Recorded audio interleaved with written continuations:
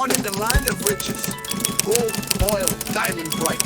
But our streets are stained with blood, but the youth fight for their rights. Protesting for a future, yet they're slaughtered in the night. While the leaders sit in silence, flying private jets in flight. They drive their bulletproof cars while we walk these streets. Say there's no money, but their jets fly with ease. Our children starve, but they're too blind to see. Muguland, why can't we be free? Muguland, Muguland. We're crying out for change, but they shoot us on the streets. Muguland, Muguland. We have all it takes to be great, but only corruption is great in the land.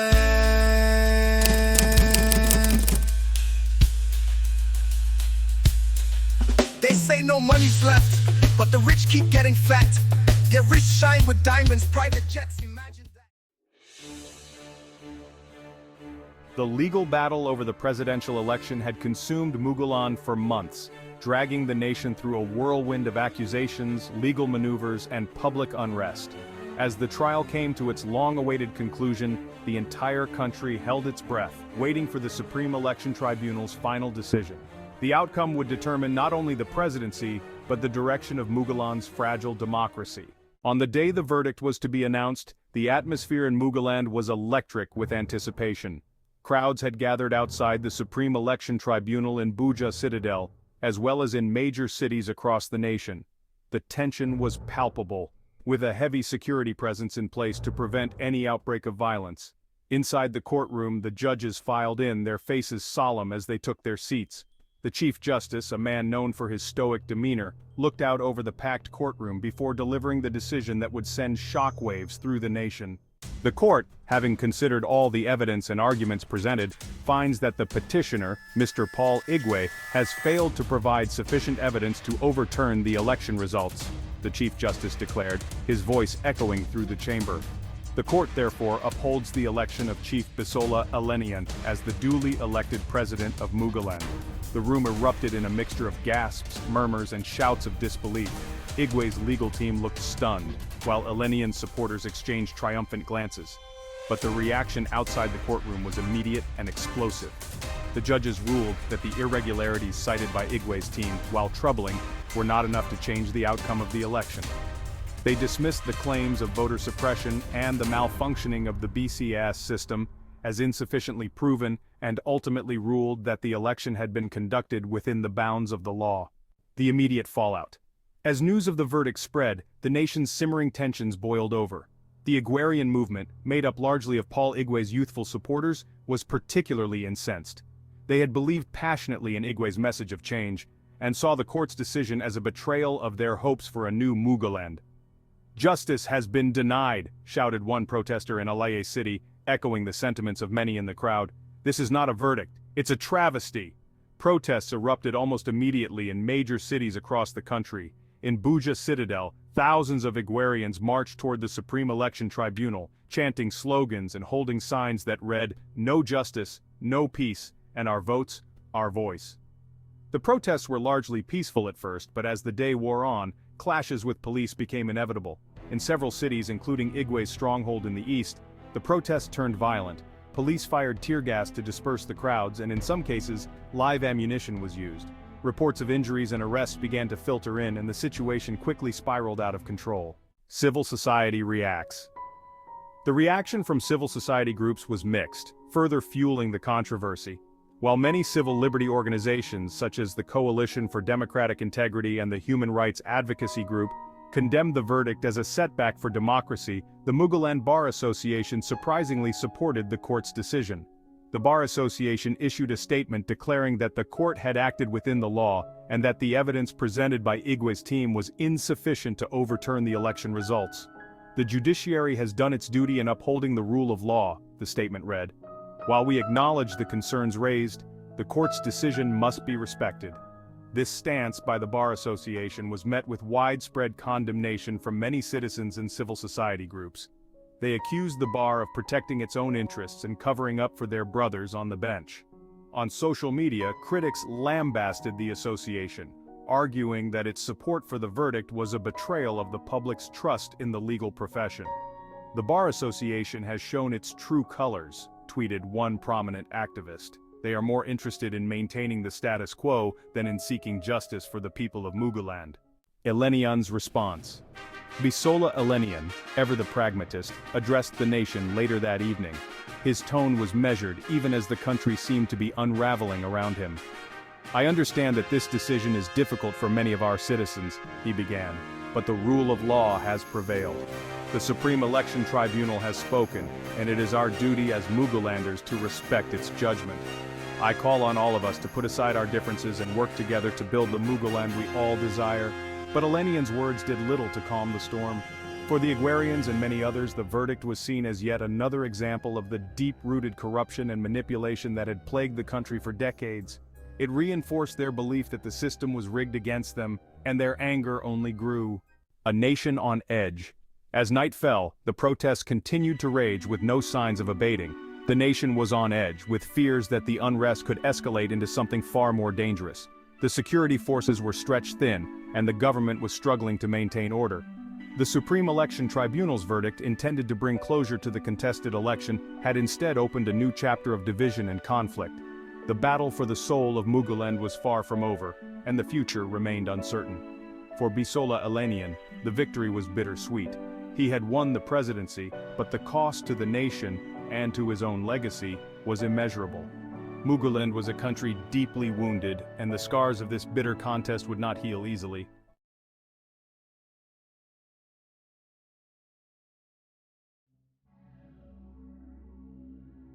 Episode 43, The Silent Victory Celebration.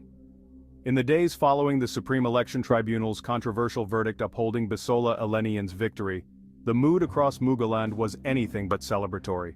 The streets that would ordinarily be filled with jubilant supporters waving party flags, singing and dancing in celebration of their candidate's triumph were eerily quiet.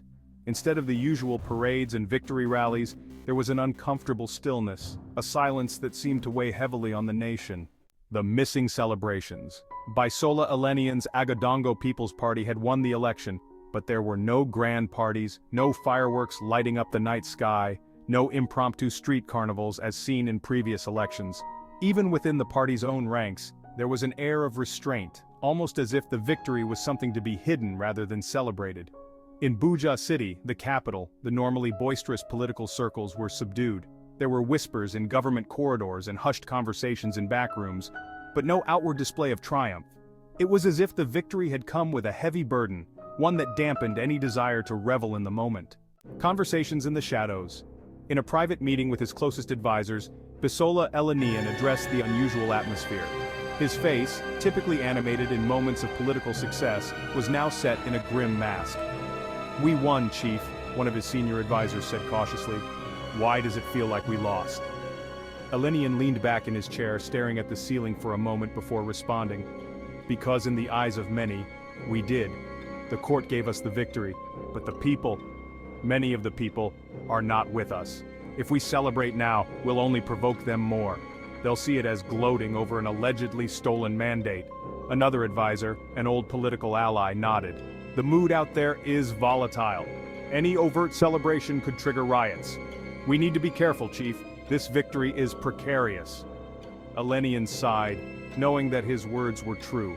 Despite the legal win, he could not ignore the fact that much of Muguland was seething with anger. The Igwerian movement and its youthful supporters, along with many others, still believed that Paul Igweh had been the rightful winner, and they were not going to let go of that belief easily. As the days passed, speculation and rumors began to swirl throughout the country. In homes, markets, and on social media, people discussed the silence of the Agadongo People's Party and what it meant. "Why aren't they celebrating?" a man asked his friend as they stood at a newspaper stand in Eleniyan City. "It's not like them to be so quiet." His friend, a seasoned political observer, shook his head. "They're scared. They know this victory isn't secure. Everyone's waiting for the other shoe to drop." Speculation ran wild. Some believed that the military might step in before the inauguration, refusing to allow Eleniyan to assume the presidency. "The generals won't let it happen," one social media influencer tweeted. "They're just waiting for the right moment to move in." Others whispered that Bisola Eleniyan's health was failing and that he might not even survive until the inauguration. "What if he doesn't make it?" a woman asked her neighbor. "Would the court ruling still stand, or would they have to hold another election?" And then there were those who feared that the current president, General Bubusco, might use the unrest as a pretext to extend his term. "If the protests get out of hand, he'll declare a state of emergency and stay in power," a commentator speculated on a popular radio show. "It's the perfect excuse." The tension continued to build as the inauguration day approached. The government deployed more security forces in major cities, fearing that the discontent could explode into widespread violence at any moment. Every move was watched closely, every decision scrutinized as the nation teetered on the edge of chaos. Even within the Agadongo People's Party there was a sense of unease. Some members were growing anxious, wondering if they had backed the right horse. The silence was not only outward but also within their own ranks. Eleniyan had made it clear that there would be no celebrations, and his command was obeyed without question. In the final days before the inauguration, Bisola Eleniyan held one last private meeting with his inner circle. The room was tense, the air thick with unspoken fears. "Whatever happens, we need to show strength," Eleniyan said, his voice low but firm. "We'll take the oath, and we'll govern, but we must do so with caution.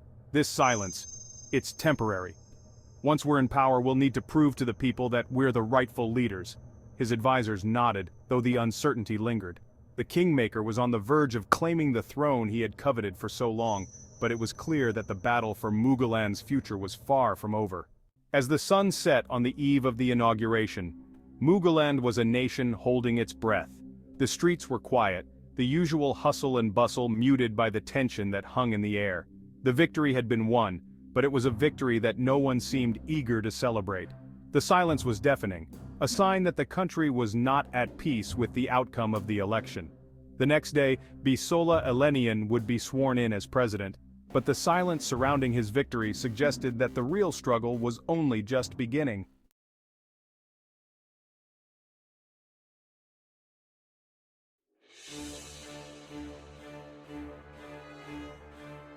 As the tension mounted across Muguland in the days leading up to Chief Bisola Eleniyan's inauguration, the airwaves, pulpits, and prayer meetings were filled with a chorus of spiritual voices, each claiming to have received divine insight into the nation's future. The role of the church, already significant in Muguland's public life, became even more pronounced as pastors, prophets, and spiritual leaders weighed in on the controversial election and its aftermath. From the bustling streets of Eleniyan City to the quiet towns of the countryside, pastors across the nation began to share their prophecies with their congregations. The messages varied, but most shared a common theme: impending judgment and the divine disapproval of Bisola Eleniyan's ascension to the Buja Citadel, the seat of power. At one of the largest churches in Eleniyan City, Pastor Joshua Adetunji, a well-known televangelist with a massive following, took to his pulpit with a message that sent shockwaves through the congregation. "The Lord has shown me a vision," he began, his voice booming through the packed church. "I saw the Buja Citadel, and there was a great darkness surrounding it. The Lord said to me, Bisola will not make it to that throne. If this nation insists on installing him, judgment will fall upon us." His words hung heavy in the air, and the congregation, many of whom had been Eleniyan's supporters, listened in stunned silence. Another prominent pastor, Reverend Felix Okan of the Mountain of Thunder Ministry, took a more vivid approach in his Sunday sermon. "God told me clearly," he proclaimed, pointing a finger toward the heavens, "that Bisola Eleniyan will be arrested on the day of his inauguration for the crimes of his past. The hand of God is upon this nation, and his justice will not be delayed." Among the voices that rang out during this tense period, one pastor's prophecy stood out, sending chills down the spine of many Mugulanders. Pastor Ezekiel Asoromatase, a man reputed for his uncanny ability to predict future events, made a startling prediction during a live television interview on the popular show. His warnings were not just about spiritual consequences but also about the dire economic realities that would unfold if Chief Bisola Eleniyan were installed as president. "God has revealed to me," Pastor Asoromatase began, his tone grave and his eyes intense, "that within a year of Bisola Eleniyan's presidency, the price of food will quadruple. Our mugra, already weak, will lose 90% of its value, and the price of petrol will multiply beyond what anyone could imagine. The hardship that will follow, it will make many Mugulandians look back and praise the regime of David Luckyman as a time of prosperity. The host, taken aback by the specificity of the prophecy, pressed Pastor Asoromatazzi for more details. Pastor, these are very specific and alarming predictions. Are you saying that there is no hope? Pastor Asoromatazzi sighed deeply before responding, "We must pray, and pray fervently, that Muguland does not violently break up under this presidency. The signs are there, the tensions are high. If we do not intercede now, the consequences will be catastrophic." The Agadongo People's Party attacks Pastor Asoromatazzi. Pastor Asoromatazzi's prophecy struck a nerve not just with the public, but also with Bisola Eleniyan and the Agadongo People's Party. Unlike other prophetic voices that were dismissed or ignored, the party chose to directly confront Pastor Asoromatazzi's predictions, launching a coordinated attack on his credibility. In a series of press releases and public statements, Agadongo People's Party spokespeople accused Pastor Asoromatazzi of spreading fear and sowing discord in the nation. These so-called prophecies are nothing more than attempts to undermine the will of the people and destabilize the country, one party official declared on national television. Pastor Asoromatazzi is playing a dangerous game, using his platform to incite panic and unrest. The attacks were relentless. Supporters of Eleniyan took to social media to ridicule the pastor, mocking his previous predictions and questioning his integrity. Some even suggested that he was being paid by opposition forces to discredit Eleniyan's impending presidency. Yet, despite the backlash, Pastor Asoromatazzi remained resolute. In a follow-up interview, he responded to the criticism with calm determination. "I did not speak out of fear or personal gain," he said. "I spoke what was revealed to me." The truth is often hard to hear, but it remains the truth. Those who have ears, let them hear. The influence of these prophetic voices quickly spread beyond the pulpit and television studios, finding its way into everyday conversations. In homes, markets, and workplaces, people discussed the prophecies with a mixture of fear and skepticism. At a popular marketplace in Eleniyan City, a group of traders huddled together discussing the latest sermon they had heard on the radio. Pastor Asoromatazzi said, "Bisola's victory is the beginning of the end for Muguland," one trader remarked, shaking her head. He said we should pray for mercy because the judgment will be severe. Another trader, a middle-aged man with a deep voice, scoffed at the idea. "These pastors are always saying something dramatic," he replied. "If Bisola is meant to be president, who are we to question God's plan? Maybe he's the one who will bring the change we need." But the first trader wasn't convinced. "You didn't hear the way Pastor Asoromatazzi spoke," she insisted. "He was trembling, and he said God showed him Mugulanders who were eating from dustbins and lots of hunger and disease and insecurity in the land if Bisola takes power. We can't ignore that." A third trader, who had been listening quietly, finally spoke up. "What exactly is it about this Pastor Asoromatazzi that scares everyone? He's never been wrong before. If he's saying we're heading for disaster, maybe we should take it seriously." As the cacophony of prophetic voices grew louder, the tension in the nation continued to mount. Each new prophecy, each dramatic declaration from the pulpit, added to the unease that was gripping Muguland. The once clear lines between religion and politics blurred even further, with the spiritual and the secular intertwining in the minds of the people.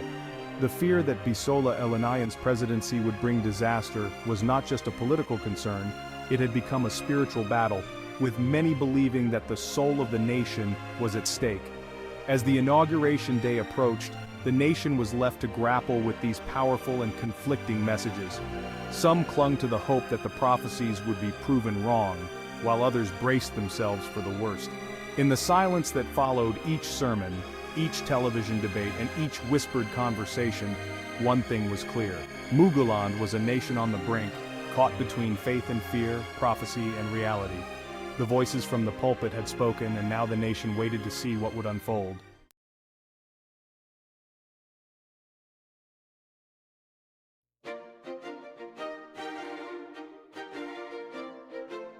The day of Bisola Eleniyan's inauguration dawned with an air of tense anticipation. For months, Muguland had been on edge, gripped by fear, speculation, and prophetic warnings. But as the morning unfolded, the worst fears of the populace failed to materialize. Despite the ominous predictions and the heated political climate, the inauguration ceremony proceeded smoothly, without a single hitch. The Buja Citadel, the seat of Muguland's government, was bathed in the bright light of the morning sun as dignitaries from across the nation and the world gathered to witness the swearing-in of the country's new president. Chief Bisola Eleniyan, dressed in a resplendent agbada that reflected his Yorubawa heritage, took the oath of office with a steady hand.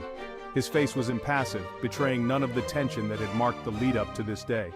For all the noise that had surrounded his victory, the ceremony itself was a model of order and precision. Security was tight, but there were no signs of unrest. The streets of Buja Citadel were lined with onlookers, some cheering, others simply watching in silence. The fears of violence or an unexpected disruption, fed by months of speculation, proved unfounded. As the new president completed his oath, the military band struck up the national anthem, and the crowd in the stands rose to their feet. For a brief moment, it seemed as if the nation might be ready to move forward. But beneath the surface, the divisions within Muguland remained stark. In the weeks following the inauguration, a noticeable shift occurred within the political landscape.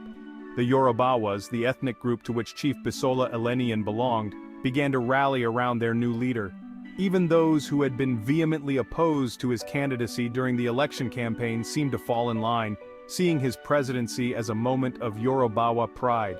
Political leaders, community elders, and even some pastors who had once criticized Eleniyan now urged their followers to support him, emphasizing the importance of unity within the tribe. One such leader, Chief Alao Adediran, who had been a vocal opponent of Eleniyan during the campaign, publicly called for reconciliation. "We may have had our differences, but now is the time to stand behind our own," he declared at a town hall meeting in Alaye City. "We must work together to ensure that our Yorubawa heritage is preserved and strengthened under this administration."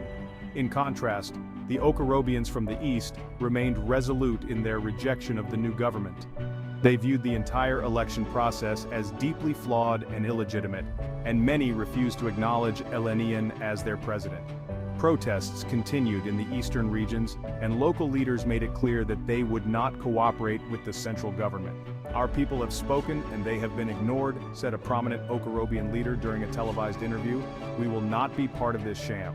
We will resist in every way possible." Meanwhile, the Awosas from the north were more measured in their response. While not openly hostile, there was a palpable skepticism toward the new administration. Many in the north had supported Alhaji Haruna Tanku, and they now watched the new government with wary eyes. Though they did not join the Okorobians in open defiance, there was a noticeable coolness in their interactions with the central government.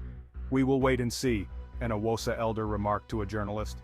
"But make no mistake, we do not trust easily." Among the most vocal opponents of the new administration were the Igwerians, the fiercely loyal supporters of Paul Igweh. From the very start, they made it clear that they would not give Eleniyan any respite. They vowed to be the true voice of the opposition, ensuring that every move made by the new president would be scrutinized and, if necessary, exposed. On social media, Igwerians continued to rally their forces, organizing protests, sharing investigative reports, and challenging the government at every turn. Their unofficial motto became "No peace for the riggers," a clear indication of their intent to make life as difficult as possible for Eleniyan. One Igwerian leader, during a heated Twitter space discussion, declared, "We will not rest, we will not relent. Bisola Eleniyan's presidency is built on lies and deceit, and we will expose it at every opportunity. This is not just a fight for Paul Igweh, this is a fight for the soul of Muguland." Their defiance quickly became a thorn in the side of the new administration. Every policy, every decision was met with fierce criticism. The Igwerians, using their extensive networks both online and offline, began to dig into the new government's actions, looking for any sign of corruption or incompetence. At the forefront of this relentless scrutiny was none other than Saul Rottweiler, the fiery journalist who had made it his mission to expose Bisola Eleniyan's past. In the days following the inauguration, Rottweiler went on a tirade during a live broadcast from his undisclosed location abroad. "The cabal has won this round," he began, his voice filled with controlled rage. "They've installed their puppet on the throne of Buja Citadel. But let me make one thing clear. I will not stop. I will not relent. This man is a fraud, a drug dealer, and a criminal, and I will continue to expose him for what he is." Rottweiler's words echoed across the airwaves and social media, sparking debates and discussions in every corner of Muguland. Some saw him as a hero, a lone voice speaking truth to power. Others dismissed him as a bitter man clinging to lost causes. But regardless of opinion, one thing was certain: Rottweiler was not going away. "The world needs to know what's happening here," he continued. "The people of Muguland deserve better. They deserve leaders who are clean, who care about the country, and who aren't just in it for themselves. I will keep digging, I will keep reporting, and I will not rest until the truth is known. As the first year of Bisola Eleniyan's presidency unfolded, the turmoil that had marked his election only deepened. The Yorubawas largely stood by their man, hoping that his leadership would bring prosperity to their region. The Okorobians, however, remained steadfast in their opposition, refusing to cooperate with what they saw as an illegitimate government. The Awosas watched from the sidelines, skeptical and cautious. Meanwhile, the Igwerians and Saul Rottweiler made good on their promises. They continued to hound the government, uncovering scandals, questioning decisions, and keeping the pressure on Eleniyan at every turn. The inauguration had gone off without a hitch, but the peace was fragile, and the divisions within Muguland were as deep as ever. The first year of Bisola Eleniyan's presidency was one of constant struggle, with the new leader facing opposition on all fronts. The nation held its breath, wondering what the future would bring, as the specter of conflict and disintegration loomed large over the land.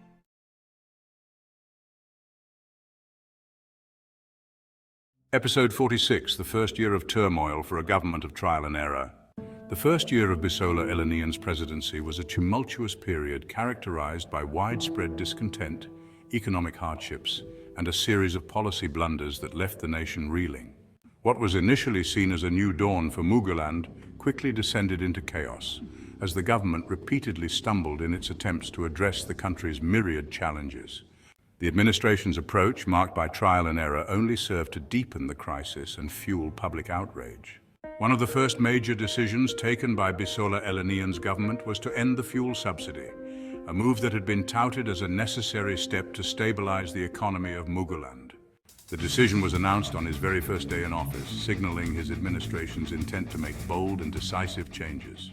However, the reality of the situation soon became apparent, and it was clear that the government was not prepared for the fallout. Within days, the cost of fuel skyrocketed, triggering widespread protests and crippling the already strained economy.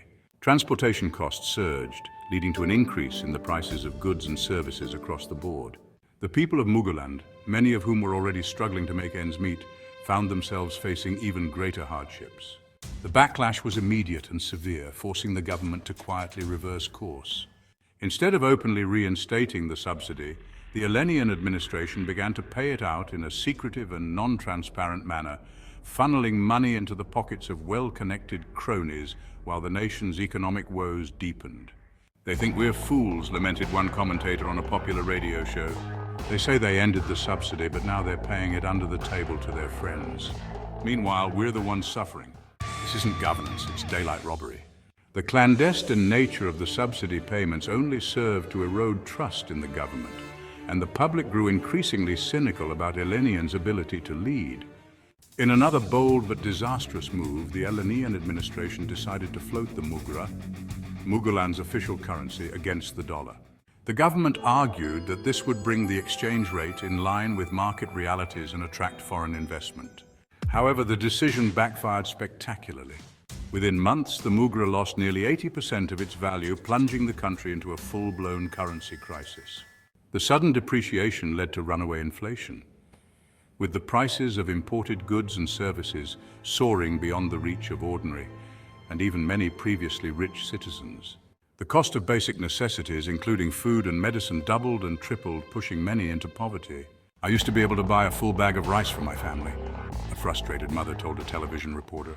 "Now I can barely afford half a bag. How are we supposed to survive like this?" The currency crisis also had a devastating impact on businesses, many of which struggled to cope with the volatile exchange rates. Import-dependent industries were particularly hard hit, leading to layoffs and closures that further exacerbated the economic downturn. Faced with mounting pressure, the government attempted to stabilize the mugra by reintroducing currency controls and intervening in the foreign exchange market. But the damage had already been done, and the mugra remained unstable, a symbol of the government's failed economic policies. In a bid to protect local industries and reduce the country's reliance on imports, the Eleniyan administration imposed a sweeping ban on the importation of several key products, including rice, textiles, and certain consumer goods. The goal was to stimulate domestic production and create jobs, but the policy was poorly conceived and even more poorly executed. Without adequate support for local industries, the ban only led to a dramatic increase in the prices of the affected goods. With no viable local alternatives, consumers were left with no choice but to pay exorbitant prices for basic items. The policy also fueled a thriving black market, where smuggled goods were sold at a premium, further undermining the government's objectives. "I thought the ban was supposed to make things better," a market vendor complained during a television interview. "But now everything is more expensive and we're worse off than before. The government doesn't know what it's doing." Realizing the policy was unsustainable, the government was forced to backtrack, lifting the ban on several products just months after it was implemented. The reversal was seen as yet another example of the administration's haphazard approach to governance, and it further eroded confidence in Eleniyan's leadership. As the year progressed, public frustration with the government's trial-and-error approach reached a boiling point. Political analysts, economists, and ordinary citizens alike were quick to point out the administration's failures. "This government is flying blind," a respected economist said during a panel discussion. "They announce policies without fully understanding the implications, and when those policies inevitably fail, they reverse course. It's chaotic and it's damaging the country." The sentiment was echoed by a political commentator who noted, "Eleniyan came into office promising change, but all we've seen is confusion and incompetence. The people are losing faith, and that's a dangerous place for any government to be." As the first year of Bisola Eleniyan's presidency came to a close, the mood in Muguland was one of deep disappointment. The grand promises of change and prosperity had given way to economic hardship, scandal, and a government that seemed to be stumbling from one crisis to the next.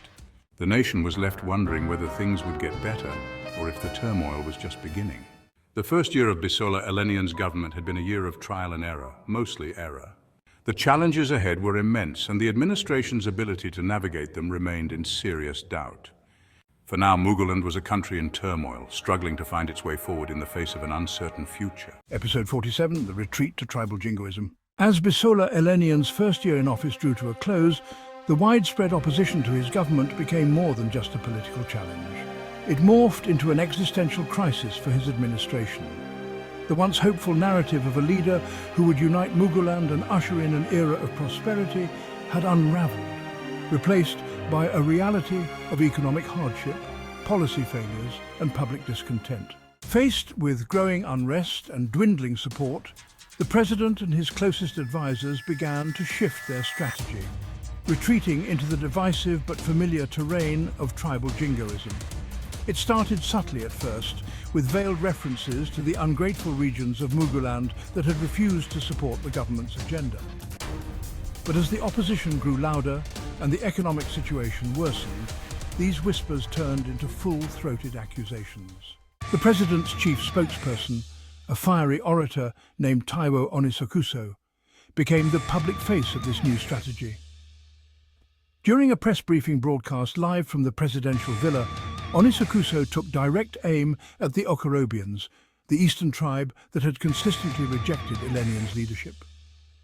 "The Okorobians," Onisokuso declared, his voice filled with disdain, "have not moved beyond the elections. They are still bitter, still holding on to the past, and they have decided to sabotage every effort of this government to bring progress to Muguland. They would rather see the country burn than see it prosper under Yorubawa leadership." The statement, delivered with a mix of anger and condescension, set off a firestorm. Okorobian leaders were quick to denounce the remarks, but the damage was done. The narrative of Okorobian sabotage had been unleashed, and it quickly gained traction among the Yorubawa base. The Awosas, the northern tribe that had held power for much of Muguland's recent history, were next in the government's crosshairs. Despite their more measured response to Eleniyan's presidency, the administration began to accuse them of harboring resentment because power had shifted away from the north.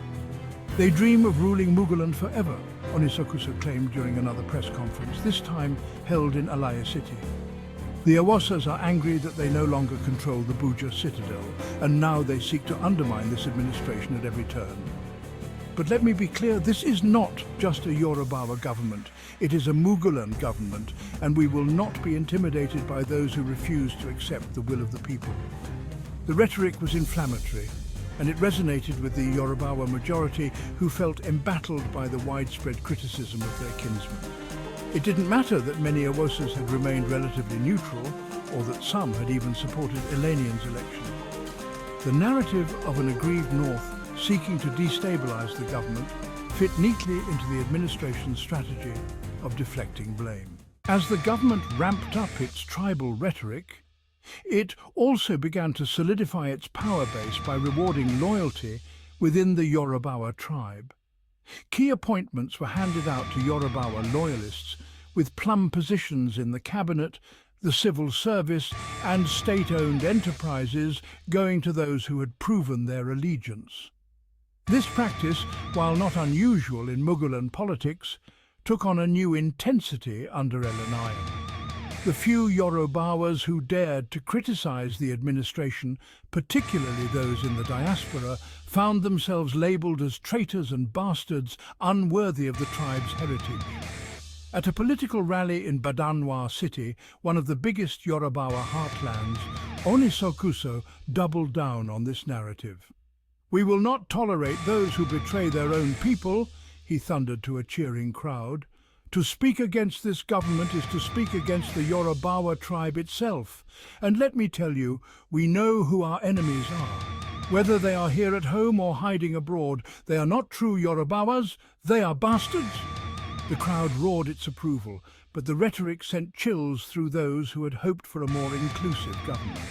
The message was clear. Loyalty to Eleniyan was now synonymous with loyalty to the Yorubawa tribe, and dissent would be met with ostracism and, in some cases, retribution. Behind the scenes, in the corridors of Buja Citadel, the president's inner circle debated the merits of this tribal strategy. Not everyone was convinced it was the right approach, but the pressure to shore up support was overwhelming.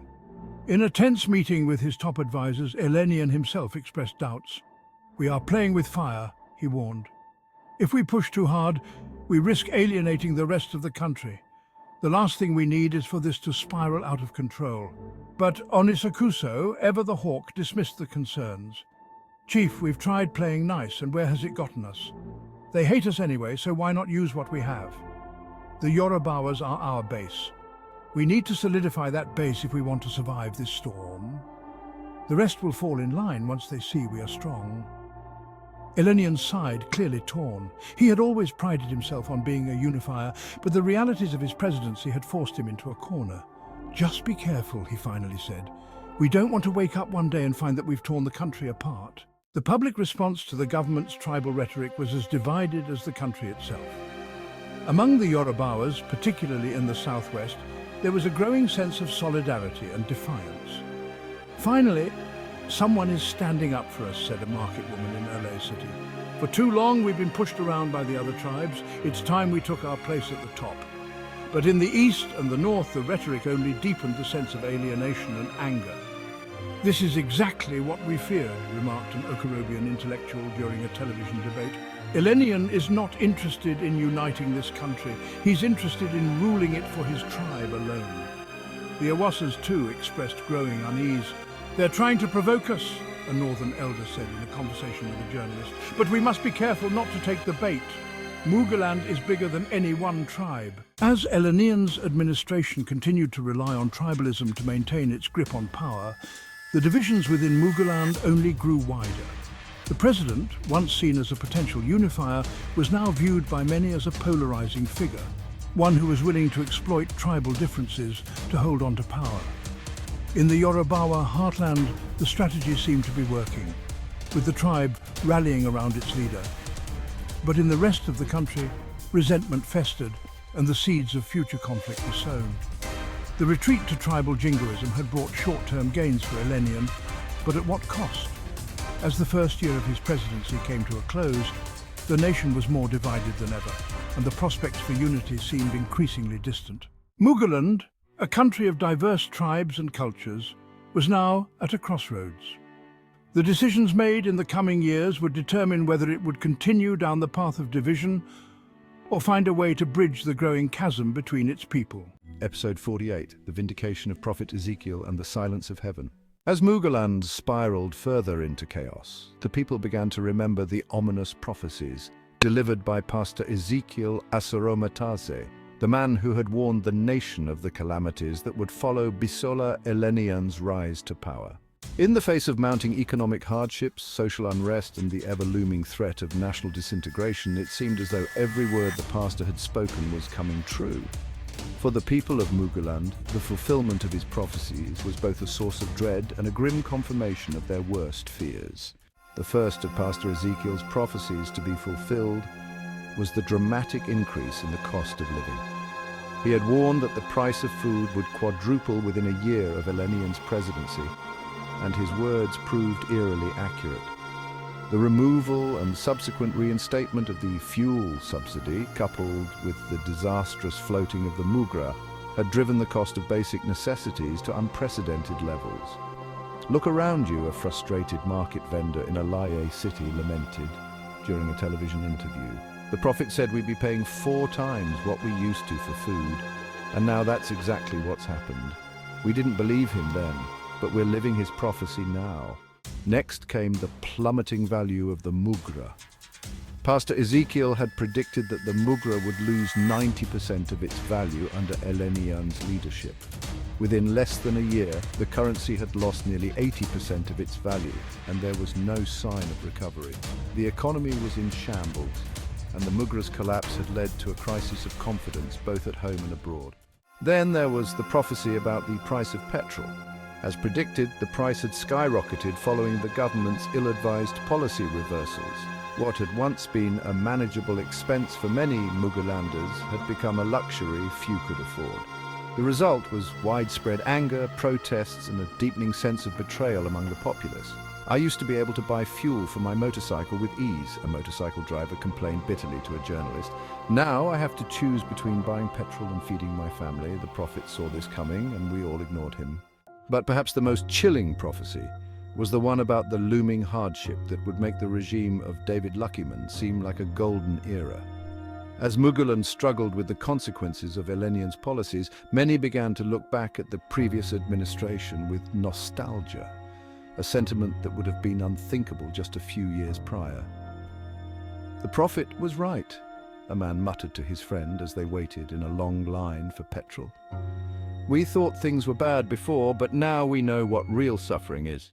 In the markets, in the streets, and in homes across the country, the people of Muguland began to speak of Pastor Ezekiel with a mix of fear and reverence. He had become a figure of legend, his name whispered in conversations as people recounted his prophecies and how each one had come to pass.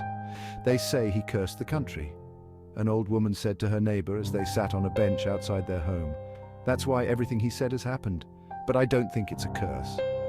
I think he just saw what was coming." "But how could he know all that?" her neighbor replied, shaking her head in disbelief. "It's like he saw the future, and now what about the last prophecy? What if we really do break apart?" The government, increasingly defensive and desperate, began to place the blame on Pastor Ezekiel, accusing him of being the source of the country's woes. "He's the one who cursed us," declared Taiwo Onisokuso during a particularly heated press briefing. "His words have poisoned the minds of the people, and now we are all paying the price for his so-called prophecies." Yet, despite the government's attempts to discredit him, the people of Muguland continued to turn to Pastor Ezekiel for answers, wondering what his next prophecy might be and whether the nation could escape the fate he had foretold. In a highly anticipated interview on the popular television program, Pastor Ezekiel was invited to discuss his prophecies and their apparent fulfillment. The host, a seasoned journalist known for his tough questioning, did not hold back. "Pastor Ezekiel," the host began, leaning forward with a serious expression, "it seems that every prophecy you made about Bisola Eleniyan's presidency has come true. The price of food has skyrocketed, the Mugra has collapsed, and the country is in turmoil. How do you respond to those who say that you cursed the country?" The pastor, seated calmly with his hands folded in his lap, took a moment before responding. "I understand the pain and suffering that the people of Muguland are going through," he said softly. "But let me make one thing clear. I did not curse this country. I only speak when God speaks to me, and what I spoke were warnings, not curses." The events that have unfolded are the consequences of choices made by men, not divine retribution. The host pressed on, asking the question that was on everyone's mind. You also warned that if we didn't pray, Muguland could disintegrate. With everything that's happened, do you believe that's where we're headed? Pastor Ezekiel shook his head slowly. What I said was that we need to pray to avert the disaster of disintegration. God did not tell me that Muguland will break apart, but he showed me the dangers we face if we do not turn to him. Prayer can change things, but it must be sincere and from the heart. The host, sensing an opportunity, leaned in further. Do you have any new prophecies for Muguland going forward? Is there anything else God has revealed to you about our future? The question hung in the air, and the studio fell silent as everyone waited for the pastor's response. But instead of delivering another prophecy, Pastor Ezekiel did something unexpected. He bowed his head, his eyes closed, and when he looked up, his expression was one of deep sorrow. Heaven is silent right now, he said quietly. I've prayed, I've sought the Lord, but for now he has chosen to remain silent. I do not know what the future holds, but I know that we must seek him with all our hearts. Only then will we find the answers we need. The host, caught off guard, tried to push for more, but the pastor simply shook his head again. When God speaks, I will speak. Until then, we must wait and pray. The interview quickly became the talk of Muguland. Some saw Pastor Ezekiel's words as a call to action, a sign that the people needed to come together in prayer to save their nation. Others saw his silence as a terrifying omen, a sign that the worst was yet to come. Heaven is silent, a man muttered to his wife as they watched the replay of the interview on their old television. That's the most frightening thing he could have said. What do we do now? In the streets, in churches, and in homes across the country, people debated what Pastor Ezekiel's silence meant for the future of Muguland. For some, it was a challenge to renew their faith. For others, it was a sign that the nation was on the brink of disaster. As the year drew to a close, the nation remained in turmoil, grappling with the weight of Pastor Ezekiel's fulfilled prophecies and the uncertainty of what was to come. The warning had been given, the signs had been fulfilled, and now the people of Muguland were left with one question. Would they heed the call to prayer, or would they watch as their nation disintegrated before their eyes? Episode 49, The Days of Disobedience. The tension in Muguland had reached a boiling point. After a year of failed policies, economic collapse, and deepening division, the people were fed up. Calls for mass protests began to swell across the nation, with voices from all corners demanding the resignation of President Bisola Eleniyan. Leading the charge was Yemi Aluta, the fiery activist who had long called for a complete overhaul of the corrupt political system. For the first time, it seemed that the long fragmented opposition was coalescing into a unified front against the government. Yemi Aluta, once a lone voice crying out against the system, found himself at the forefront of a burgeoning movement. His fiery speeches and uncompromising stance against corruption had resonated with the youth, particularly those disillusioned by the empty promises of the current administration. The Igwerians, fiercely loyal to Paul Igweh, and the Okorobians, still seething from their perceived electoral defeat, joined forces with Aluta's followers. Even some Yorubawas, disillusioned by Bisola Eleniyan's failure to deliver on his promises, began to break ranks and rally behind the call for change. The plan was simple: a massive nationwide protest that would make it clear that the people of Muguland would no longer tolerate the corruption, incompetence, and repression of the Eleniyan government. The date was set, and anticipation grew as more and more people pledged to take to the streets. In a rousing speech delivered in the heart of Alai city, Yemi Aluta declared, "We will not be silenced, we will not be intimidated. This government has failed us, and it is time for them to go. On the day of the protest, we will show them the power of the people." As the date of the protest drew near, the Eleniyan administration went into overdrive to prevent them from taking place. The government unleashed a campaign of intimidation, with state-controlled media warning that any protest would be met with severe consequences. The president's supporters, particularly those in Alai city and other Yorubawa strongholds, took the threats a step further. In a shocking display of desperation, some local leaders in Alai city turned to traditional methods to instill fear. Rituals and displays of traditional gods like Agodongo, Sonpono, and Oro were conducted in broad daylight, aimed specifically at intimidating potential protesters, especially those from the Okorobian and Awosa tribes. These ancient deities, often invoked in times of strife, were paraded through the streets, their fearsome reputations a stark warning to anyone considering joining the protests. "They're bringing out the old gods," whispered a young woman to her friend as they watched the rituals from a distance. "They want to scare us, but we won't be scared. We're fighting for our future." On social media, government supporters called for violent reprisals against protesters. "Anyone who comes out to protest should be shot on sight," one prominent pro-government figure tweeted. The rhetoric was chilling, and it left many wondering if the government was preparing for a full-scale crackdown. In the days leading up to the protests, the streets of Alay City were filled with tension. Police and military units were deployed in large numbers, ostensibly to maintain order, but their presence only served to heighten the sense of impending conflict. In Awosaland, where the Awosa people had already endured a year of brutal economic hardship, the atmosphere was similarly charged. Episode 50. The desperation of an underperforming government. As the days of disobedience protests loomed, Bisola Eleniyan's government found itself teetering on the edge of collapse. The public's frustration had reached a boiling point, and no amount of spin could hide the fact that the administration was failing on nearly every front. In a last-ditch effort to prevent the eruption of nationwide unrest, the government deployed a series of increasingly desperate and draconian measures. But despite their efforts, nothing could stem the tide of anger and discontent sweeping across Muguland. Bribery of key figures. Eleniyan's regime began by attempting to buy loyalty where it could. Imams and pastors were approached with offers of vast sums of money in exchange for sermons that would discourage their congregations from participating in the protests. Traditional rulers, professors, senior advocates of the nation, social media influencers, and media personalities were also targeted. A sum of $45 million was reportedly set aside for this massive bribery campaign. The idea was to create a groundswell of voices that would publicly denounce the protest and portray it as an illegitimate movement driven by external forces rather than genuine public grievances. Yet, as the money flowed into the pockets of these influential figures, the expected results did not materialize. While some leaders obliged and delivered the government's message, many others refused to be bought, either out of principle or fear of public backlash. Even among those who did take the money, their attempts to sway public opinion fell flat. The people saw through the facade, recognizing these voices as compromised, and the protests gained momentum regardless. Arresting the organizers.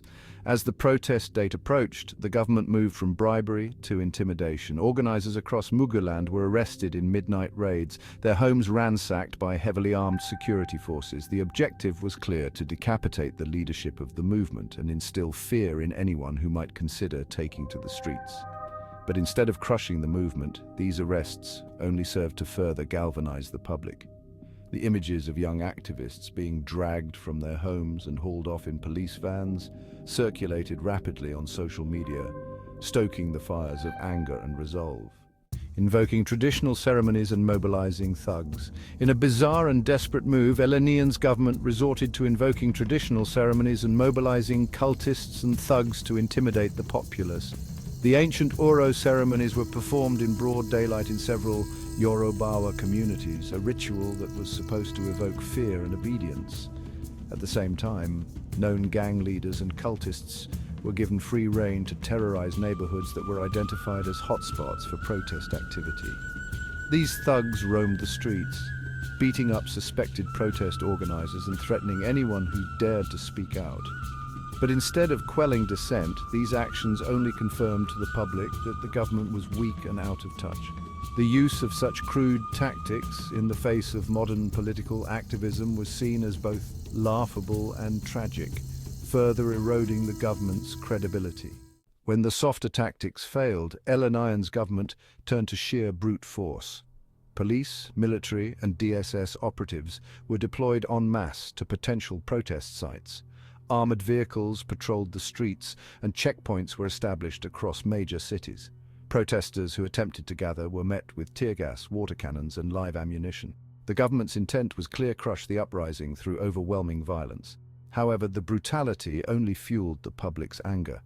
Videos of protesters being shot, beaten and dragged away by security forces went viral, sparking outrage both within Muguland and internationally. Rather than dispersing the crowds, the government's heavy-handed approach drew more people into the streets, determined to defy what they now saw as an illegitimate regime.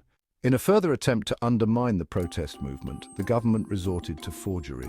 Signatures of prominent protest leaders were forged on false press statements that claimed the organizers were pulling out of the movement and calling for an end to the demonstrations. These statements were quickly disseminated through state-controlled media channels in an effort to sow confusion and demoralize the protesters. But once again, the tactic backfired. The forged documents were quickly exposed as fakes, and the protest leaders publicly disavowed them. The clumsy attempt at deception only served to further discredit the government and strengthen the resolve of the protesters. The government also took aim at the financial infrastructure supporting the protests. Bank accounts belonging to known organizers and their supporters were frozen without warning, cutting off access to funds needed to sustain the movement. Some protesters reported that their accounts were not just frozen, but emptied, with no explanation provided. Yet, despite these efforts to starve the movement of resources, the protests continued to grow. Supporters found alternative ways to fund the demonstrations, using cryptocurrency and informal networks to keep the movement alive. In a final desperate bid to divide the protesters, Eleniyan's regime turned to propaganda and the promotion of ethnic and sectional sentiments. Government spokespeople accused the Okorobians of using the protests to undermine the Yorubawa-led government, claiming that the Easterners had never accepted Eleniyan's election. The regime also spread rumors that the protests were being funded by foreign governments, with American and Cuban flags allegedly spotted at some demonstrations, an absurd claim that was quickly debunked. But these efforts to fracture the movement along ethnic lines failed. Instead of turning against each other, the protesters doubled down on their unity, recognizing that the government's attempts to divide them were a sign of its desperation. The government also tried to use the courts to contain the protests, obtaining ex parte orders that confined the demonstrations to government-designated locations. These court orders were issued in secret and without the presence of the protest organizers, violating their rights and further inflaming public opinion. The orders were widely seen as a blatant attempt to suppress dissent under the guise of legality, and they were roundly ignored by the protesters who refused to be corralled into protest zones. In a move that harkened back to the darkest days of military dictatorship, the government issued threats against journalists and media houses, warning them not to cover the protests. The Chief of Defense Staff went so far as to summon media executives to a closed-door meeting where he delivered an ultimatum: stop broadcasting the protests or face the consequences. But the media, both traditional and social, refused to be silenced.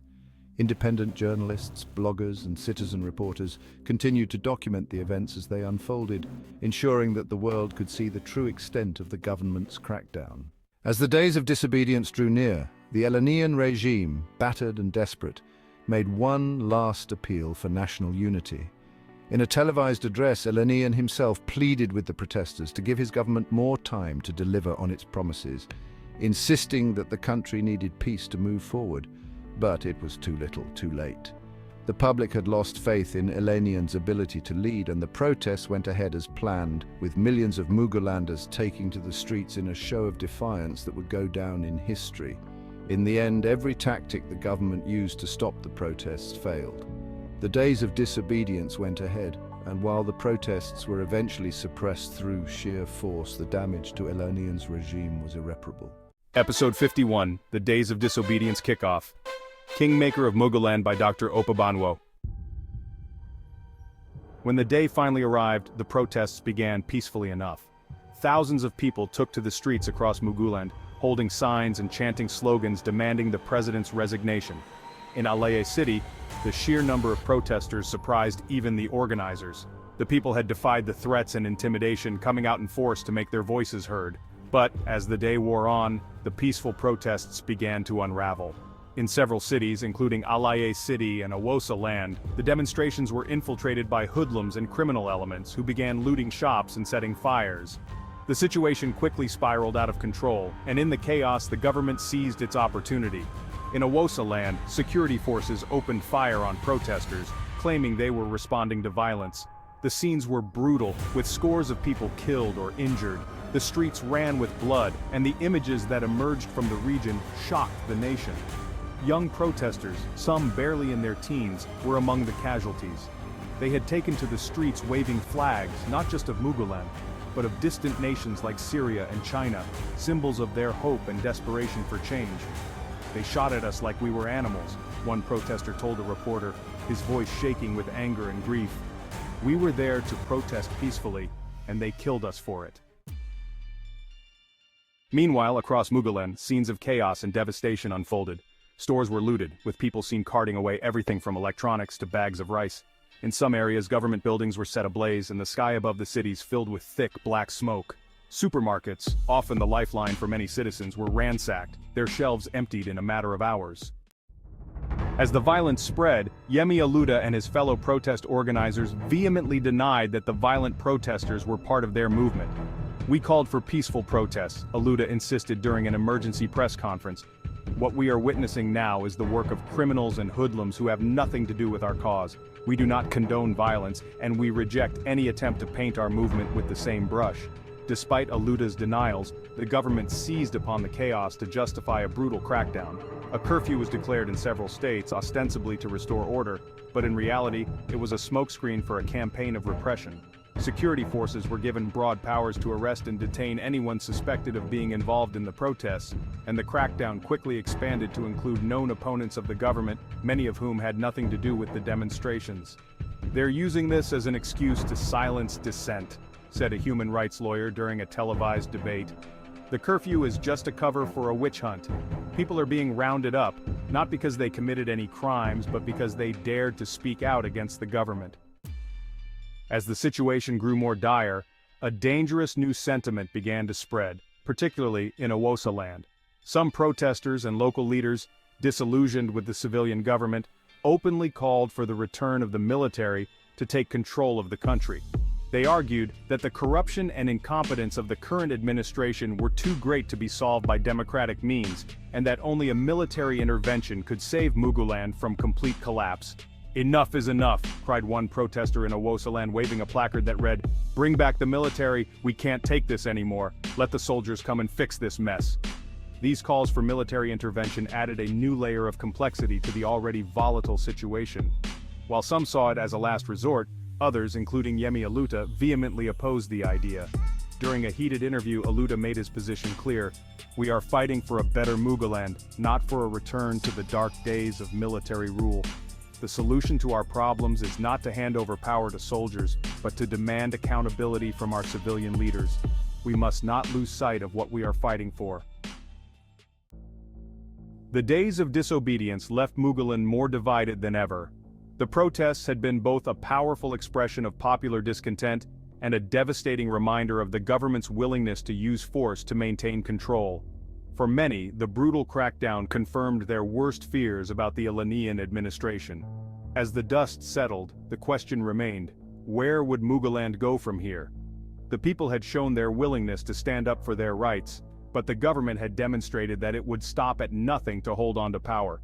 The stage was set for a prolonged and bitter struggle, with the future of the nation hanging in the balance. Episode 52, The Belated Address and a Missed Opportunity, Kingmaker of Muguland by Dr. Ope Banwo. As the streets of Muguland's major cities burned and the cries of the wounded echoed through the night, the people waited anxiously for a word from their president. For days they had pleaded for Bisola Eleniyan to address the nation, to speak directly to their grievances, and to offer some semblance of hope amidst the chaos. But their pleas had been met with silence, as his closest advisors insisted that responding to a movement led by a man like Yemi Aluta, whom they dismissed as an inconsequential agitator, was beneath him. The Okorobians, they argued, were merely disgruntled losers, still bitter over the election, and there was no need to dignify their protests with a presidential address.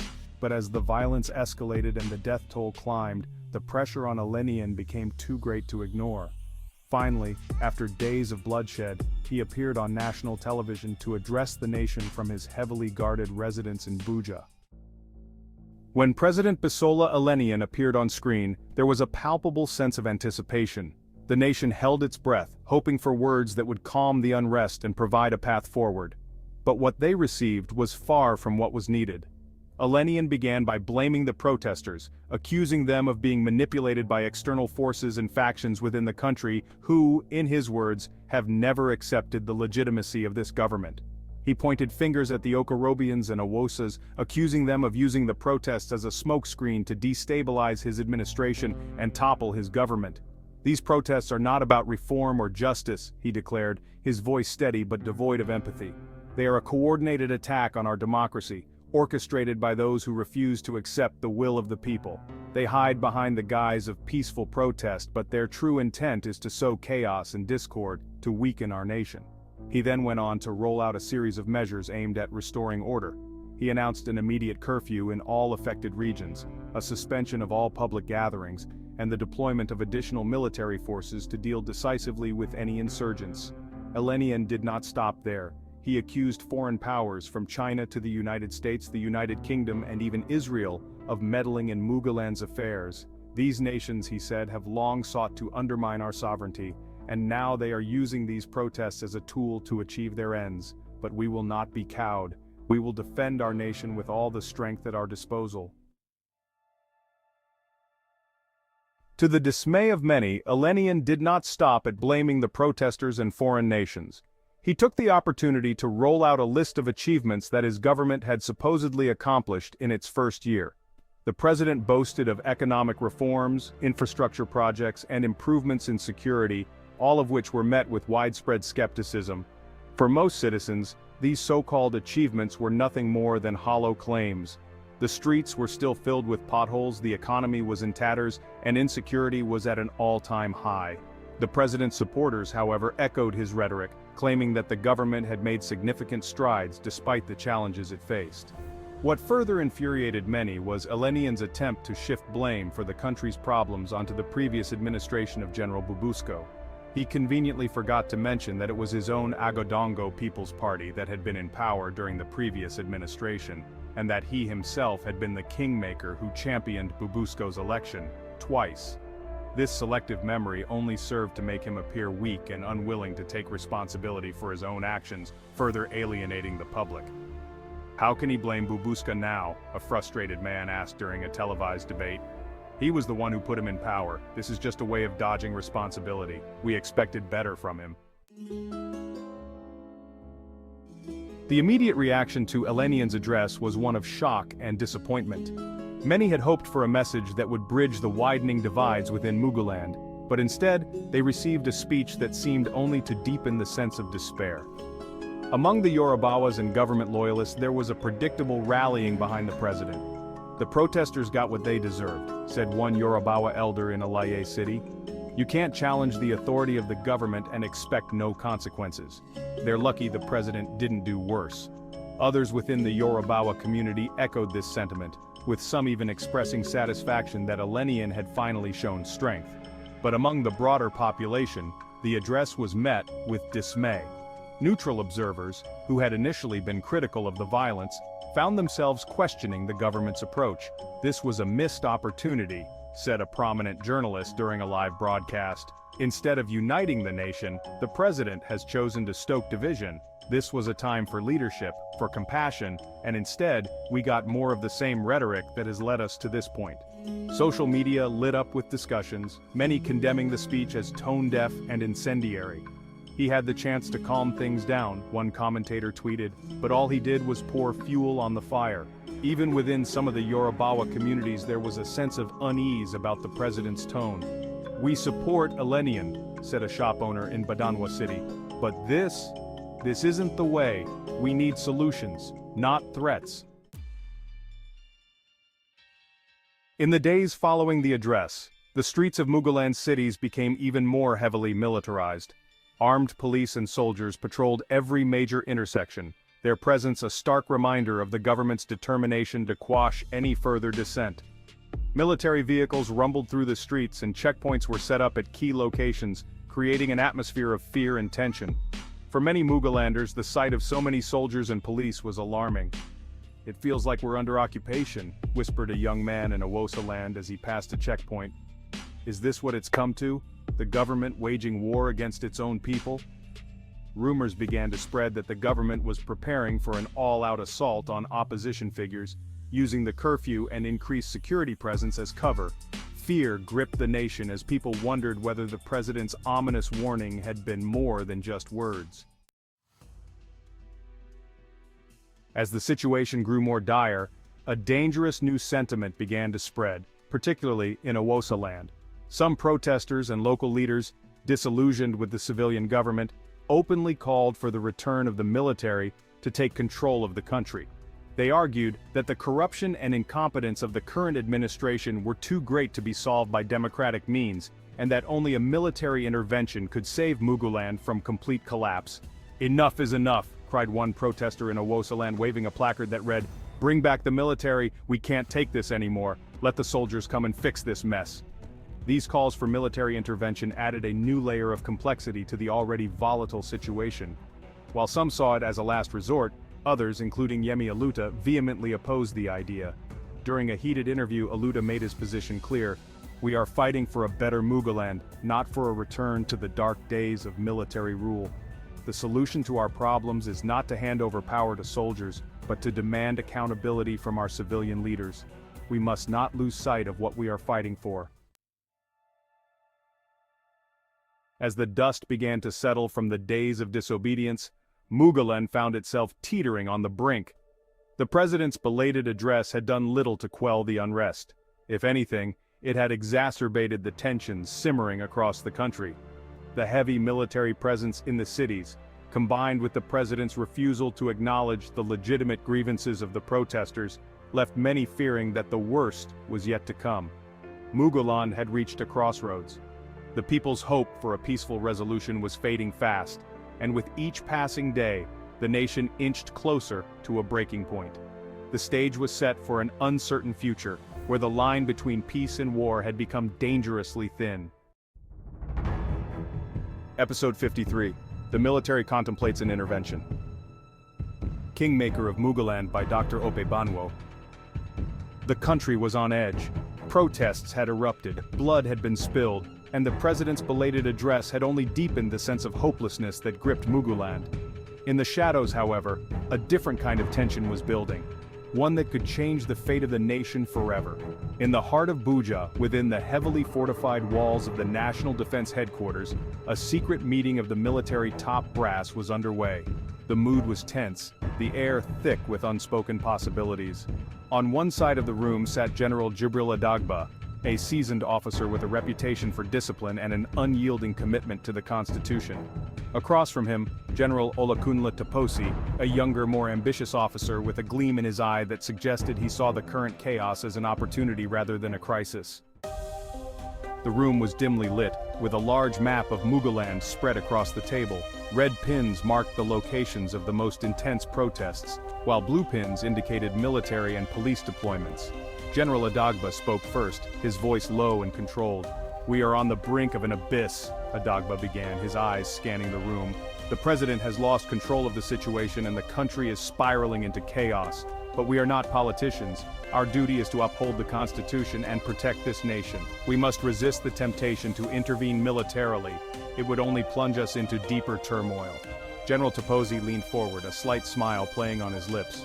"With all due respect, General Adagba, the Constitution is not worth the paper it's printed on if the country it governs is falling apart. The people are calling for a change, and if we do not act, someone else will. The president is weak, and the government is corrupt to the core. We have a duty to the people, not just to a piece of paper." The room buzzed with murmurs of agreement and dissent. Brigadier Musa Bashushu, a key ally of Taposi, chimed in. "Look at what happened in Ghana under Rowley. He cleaned house, executed the corrupt leaders, and set the country on a path to recovery. Why should we not do the same here? The people would welcome us as saviors." Adagba's face tightened. "And after the executions, what then? The history of military interventions in this country is not one of success, but of repeated failure. We cannot govern Muguland from the barrel of a gun forever. It will only lead to more bloodshed and instability. Taposi shook his head. But doing nothing will lead to the same, if not worse. The politicians are only interested in their power and wealth. The people are suffering, and they are calling for justice. We can deliver that justice, swiftly and decisively. Later that evening, a smaller group of officers gathered in the officers' mess, away from the prying eyes of junior ranks. Here, the conversation took a darker, more conspiratorial tone. Colonel Bala Amodu, a close confidant of General Taposi, voiced what many were thinking but few dared to say aloud. "We all know the country is on the edge of collapse," Amodu said, pouring himself a drink. "The question is, who will catch it when it falls? We could restore order, execute the corrupt leaders, and set up a new government, one that truly serves the people." Lieutenant Colonel Yusuf Abisola, known for his loyalty to the Constitution but disillusioned by the current state of affairs, looked around the room. "You're talking about a coup," he said, his voice barely above a whisper. "Do we have the support for such an action? And more importantly, do we have the stomach for what must come after?" Colonel Amodu leaned in closer. "Support is growing. The younger officers are disillusioned with the current state of affairs, and many of the senior officers are privately backing us. As for what comes after, that is up to us. We can shape the future of Muguland if we have the courage to seize the moment." The conversation shifted to logistics, with Colonel Amodu and his allies discussing potential targets, key locations to secure, and how to manage the fallout. The mood was one of excitement mixed with trepidation. "But what about General Adagba?" asked Captain Ifeanyi Ojukwu, one of the more cautious officers present. "He's respected by the troops and could pose a serious obstacle." Amodu waved the concern away. "Adagba is old school. He'll either come around or be sidelined. What matters is that we are prepared to act decisively." The group continued their discussion late into the night, the tension in the room growing as the gravity of their plans set in. By the time they dispersed, the seeds of a potential coup had been sown, with each officer pondering the role they might play in what could be Muguland's most significant political upheaval since independence. Just as the conversation was reaching a fever pitch, the door to the officers' mess burst open, and General Suleiman Ibrahim, a fiercely loyal and notoriously violent supporter of Bisola Eleniyan, stormed into the room. His eyes were blazing with fury, and in a split second he pulled his sidearm, a Glock 19, and slammed it down on the table with a loud bang that made everyone jump. "You think you can sit here and plot a coup?" Ibrahim shouted, his voice shaking with rage. "Let me make one thing clear. Anyone who even thinks about intervening will be shot right here, right now. I will personally put a bullet through your skull." With a swift movement, he jumped onto the table, his boots clanging against the metal as he surveyed the room. The generals watched in shock as he pointed his gun directly at them. His voice, low and deadly serious, cut through the tension like a knife. "Let me make this clear to all of you," General Suleiman growled. "No matter how badly the civilian government or the people screw up, it is not our place to intervene. They must be allowed to settle it themselves, either through the courts or by the ballot in the next elections. We are soldiers, not politicians. Our sworn duty is to carry out the orders of the chain of command, and let me remind you, the president is still the commander-in-chief of this nation." The room was silent, the generals frozen in place as General Suleiman continued his tirade. "Anything else is treason," he spat, his eyes blazing with fury. "And let me tell you something. I will not bother to set up any court-martial if any of my men or any of you decide to join in a coup. I will execute you myself right here, and then I will surrender to the president." His words hung in the air, a stark reminder of the oath each of them had taken to protect and serve their country, not to seize power. Slowly, the tension began to dissipate. The generals, who had been so eager to discuss a coup moments earlier, now found themselves cowed into silence. One by one, they lowered their heads, acknowledging the weight of Suleiman's words. General Taposi finally spoke, his voice calm but firm. "Suleiman Ibrahim is right. We are soldiers, not politicians. We have sworn to defend this nation and its constitution. Any action outside the law is not just a betrayal of our oath, but a betrayal of the people we have sworn to protect." The room was silent, the generals frozen in place as Suleiman's words sank in. Slowly, the tension began to dissipate. One by one, the generals lowered their heads, acknowledging the gravity of his warning. But just as the soldiers were about to leave, cowed into submission by Suleiman's fierce stance, another voice cut through the silence. Not so fast, came the voice of General Saga Banza, who had remained quiet until now. With a deliberate motion he stood and drew his own sidearm too, leveling it at General Suleiman. You talk of loyalty and duty, Suleiman, but what about the years you've spent feeding at the table of these corrupt politicians? The rumors say you're soft, bought off by a house from the very man you now defend. The air grew even heavier and the room seemed to hold its breath as the two generals faced off, their hands gripping their weapons, eyes locked in a deadly stare. Before anyone could react, gunshots suddenly erupted from outside the door with lorries of soldiers rolling into the compound. The sharp cracks of gunfire shattered the tense silence, and the room descended into chaos as the soldiers scrambled to understand what was happening. Was it an attack? Is a coup already in motion? Are they all about to be arrested and executed for treason? The soldiers in the small hall, now totally confused, started jumping through the windows in confusion, totally unsure of what's going on. Yet through the unfolding chaos, the two generals, one for maintaining the status quo and the other for clearing out the politicians in a bloody coup, continued to stare each other down, with each pointing their weapon at the other. Who would blink first? The end, and the saga continues. They say no money's left, but the rich keep getting fat. Their wrists shine with diamonds, private jets, imagine that. While mothers weep for children, gunned down in the street.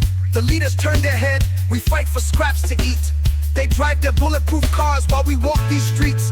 Say there's no money, but their jets fly with ease. Our children starve, but they're too blind to see. Muguland, why can't we be free? Muguland, Muguland. We're crying out for change, but they shoot us on the street.